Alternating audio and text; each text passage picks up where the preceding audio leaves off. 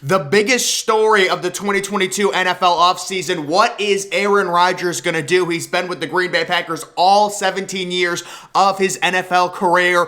But guys, I'm going to give you guys my top 5 destinations that I think would suit Aaron Rodgers the best when it comes to winning NFL championships, because we know he's got the 4 MVPs, back-to-back MVPs. He's got the Pro Bowls. He's got the All-Pros. He's got the touchdown interception ratio, but he doesn't have the rings.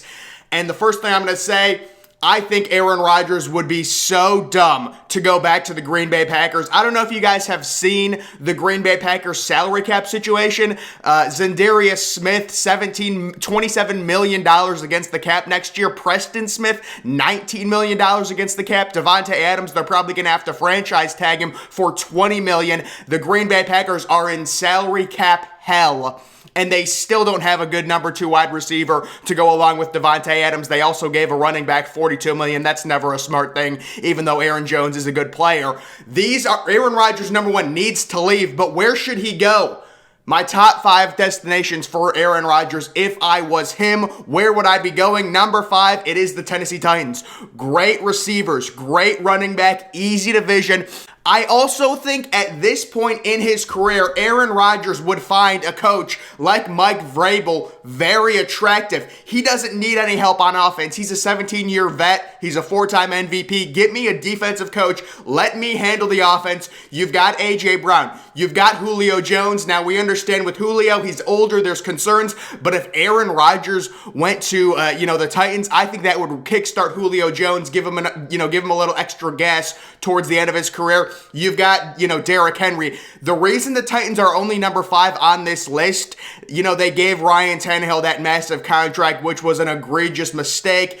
Ryan Tannehill, he's not as bad as he was this past year. Quarterbacks go through this. They have one bad year. Maybe this past year was just Ryan Tannehill's bad year. His touchdown to interception ratio wasn't good, but they gave him a massive contract. So, the realistic ability for the Titans to get Aaron Rodgers is very small. That's why they're at number 5. But they've got A.J. Brown. They're going to have to do something, get him a new contract. They have Julio Jones. They have Derrick Henry. And, decent weather. We don't know where Aaron Rodgers wants to play. He's been playing in Green Bay. Does he want some better weather? Tennessee, better weather. And then also very wide open division. The Titans were the 1 seed now. I don't know how they were the 1 seed. They ended up losing in the divisional round. But very wide open division there, with probably just the Colts as the other contenders right now in that division.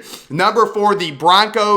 Good young wide receiver, good defense, and a young running back. We know about Jerry Jeudy. What is his ceiling? It's been very tough with Jerry Jeudy to really gauge how good he can be due to the lack of quarterback play he's had his first few years in the NFL. They've got KJ Hamler coming off an ACL. You've got another good young receiver who you just extended in Courtland Sutton. This is a good young Broncos team, and we have heard Aaron Rodgers, especially last offseason when he made the trade demand, we heard him linked to the Denver Broncos. They ended up drafting Patrick Surtain 8th overall, so it's not like they got a young quarterback. They're in desperate need of a quarterback. You take a look at their situation, Teddy Bridgewater, Drew Lock, those 2 guys clearly aren't the answer for the Denver Broncos. They have a nice young defense, and then how about a young running back they drafted early in the 2nd round? The one real negative I would say about the Denver Broncos, you are in the same division as the Kansas City Chiefs. That's the one real negative, but they certainly are a legitimate option with their salary cap situation and their need to upgrade the quarterback spot. Coming in at number 3, it is the Indianapolis Colts. Great running back in Jonathan Taylor, really good offensive line. You're in a dome. Again, I'm just saying Aaron Rodgers, he's played in cold weather his entire career. Maybe he wants a dome stadium. You've got a solid defense. You've got a very easy division. Just like I said, the AFC South is an extremely wide open division with just the Titans as the other contender. The wide receiver position is a question mark. Now, they do have someone, Michael Pittman, who I am extremely high on as a wide receiver number 2 in the NFL. A really good possession wide receiver 2. Profiles, kind of like Allen Robinson did, that bigger body possession guy. but the Colts are in desperate need of a number one wide receiver. You've got Paris Campbell, who's kind of a question mark. He's been injured. I know they invested a second-round pick into him. It's unfortunate his first 2 years he's been injured, but the Colts, very attractive spot. If they can just get one more legit wide receiver weapon, they become a legit spot. Also, maybe upgrading the tight end position as well, but you've got Jonathan Taylor. You've got a good offensive line. You've got a really well-run organization, and you're also in a dome. You're also in a wide-open division. Going to, Indianapolis has a lot of stuff going for it. If you are Aaron Rodgers looking to ring chase, I would say Aaron Rodgers, by the way, guys, is in a very similar situation Peyton Manning was towards the end of his career, where if you guys remember, Peyton Manning goes to Denver, has 3 elite years, then falls off that last year. It's funny because he ended up winning the Super Bowl that last year, but he was not good. He threw, I think, 9 touchdowns, 17 interceptions in 2016. They did win the Super Bowl. He was carried by his defense. Nothing against Peyton Manning. I love Peyton Manning. The 2013 year Peyton Manning had on Denver, that was the best quarterback play I've ever seen in my entire life. I love Peyton Manning.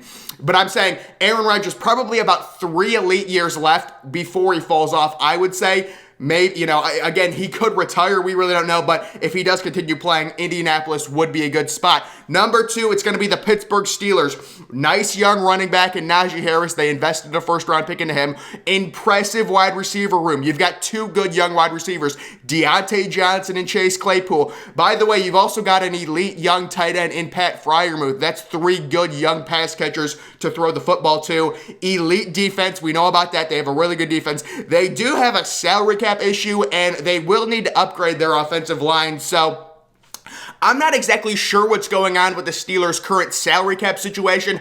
I know Big Ben was taking up so much of it, so maybe he retires. That alleviates some of the salary cap problems. I don't know if they have any terrible contracts. I know they have TJ Watt under a massive contract. Juju Smith-Schuster is going to be a free agent if they did re-sign him. You can say what you want about Juju, but Juju as a number 3 receiver, I mean, if you've got Claypool, Juju, and Deontay Johnson, and you're Aaron Rodgers, and you're looking at their defense, and you're looking at how well run the Pittsburgh Steelers organization is, the coaching's already in place, that's a very attractive spot. The AFC North, while it is a good division, there's no super team. There's no team like the Chiefs in it. It's a winnable division. The Browns have a really good roster on paper, but they have the quarterback question mark. Baltimore, I think Baltimore's going to be really good next year. They get hit with the injury bug this year. They're going to be a lot better. And then Cincinnati, they are in the AFC Championship. I think they're a little bit ahead of schedule personally, but that is a division. There's no ultra-elite team. Aaron Rodgers could go to Pittsburgh and very easily win the AFC North. And number 1 in most attractive spots for Aaron Rodgers, it is the Cleveland Browns. You've got the best running back duo in football in Kareem Hunt and Nick Chubb. You've got the best offensive line in football. I don't think that's debatable. Top 10 defense, borderline top 5. And obviously, we understand they need wide receivers. But the thing is, guys, the Browns are probably going to draft Garrett Wilson or Drake London in the first round, along with signing a good wide receiver like Allen Robinson. So you think you sign Allen Robinson, you draft Garrett Wilson, you've already got Donovan Peoples-Jones, you re-sign David Njoku. That's a fine wide receiver room / tight end room. A lot of good pass catchers there. You've got the best offensive line in football. You've got the best running back duo in football. You've got a top 10 at least defense in football. You've got a top 3 overall talented roster in football, the Cleveland Browns are. Denzel Ward, Myles Garrett. I mean, it's crazy. They re-signed Jadeveon Clowney. This is an attractive spot. And if you're the Browns, you say, listen, we're going to get an elite receiver in the draft. We're going to sign a receiver. We've got salary cap room. We're going to sign someone, in free agency. There's some receivers available. I think the Browns, if they're able to get the receivers that I think they're going to get, they are the most attractive option for Aaron Rodgers. Now, obviously, this is speculation. We don't know. Does Aaron Rodgers really care about weather? The Browns, obviously, another team. AFC North, the Steelers as well. You're going to deal with some bad weather. Indianapolis has that dome. Denver, a little bit better weather than Pittsburgh and Cleveland, and then the Titans have some decent weather too. So I just don't know at this point in his career, how much does Aaron Rodgers care about a dome? He's been playing in cold conditions 17 straight years. Maybe he wants to get away from that.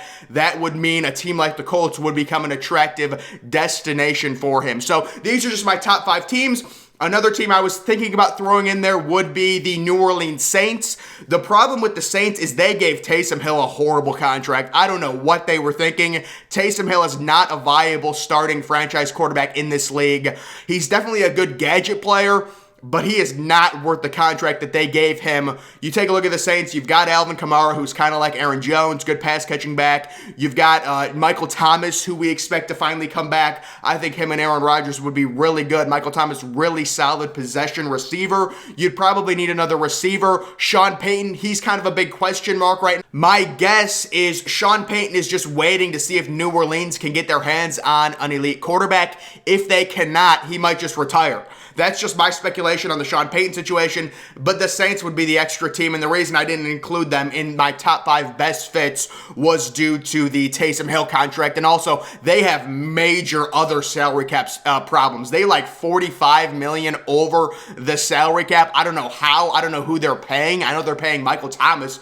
but other than that, it's pretty crazy. They also do have a good defense, and they're also in a dome, so that might be an attractive spot there, but as you guys can see, once again, Titans, Broncos, Colts, Steelers, Browns, they are all AFC teams. That kind of just happened by coincidence. I'm just looking for teams that have built a good infrastructure but need better quarterback play. The Browns with Baker, we understand Baker definitely could be a top 12 quarterback if he's healthy, but if you don't turn down Aaron Rodgers for Baker Mayfield. The Steelers clearly need a quarterback with Big Ben retiring. The Colts, you need to upgrade over Carson Wentz if you want to become an elite team. The Broncos, clearly with Drew Lock, and then Teddy Bridgewater, and then the Titans, they do have Ryan Tannehill signed to that massive contract. That's what's really holding them back.